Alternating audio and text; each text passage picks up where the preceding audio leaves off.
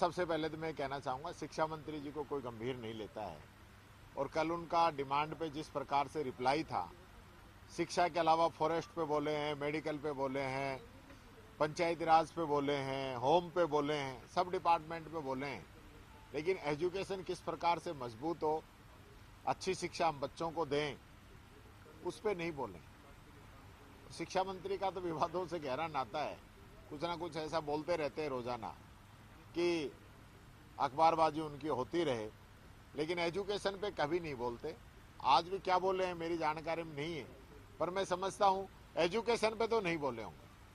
दूसरा मैं कहना चाहूँगा, आज इस प्रकार से सदन के अंदर क्वेश्चन आवर में क्वेश्चन आए, आदिवासियों से रिलेटेड एक क्वेश्चन था जिसके अंदर पीएमजीएसवाई की सड़कों का जो खर्चा होना था वो खर्चा ये लोग नहीं कर पाए क्योंकि भारत सरकार ने पैसा नहीं दिया। वो आरोप लगा रहे थे पूर्ववर्ती सरकार पे। जब मैंने ये पूछा कि जब पूर्ववर्ती सरकार खर्च नहीं कर पाई या भारत सरकार से पैसा नहीं आया, तो मंत्री के पास जवाब नहीं था।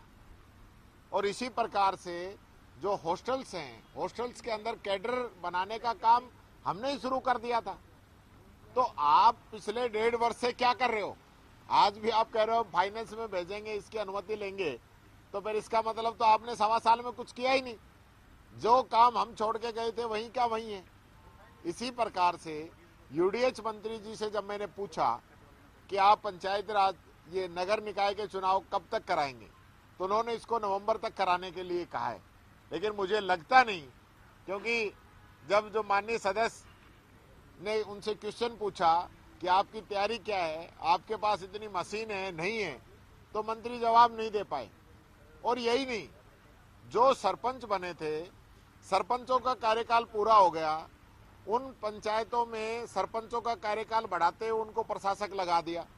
लेकिन जो सरपंच बने थे उन्हीं के साथ, और वो पंचायतें नगरपालिका बन गई। लेकिन नगरपालिका का जब ऑर्डर निकला था तब ऑर्डर में स्पष्ट लिखा गया था कि इन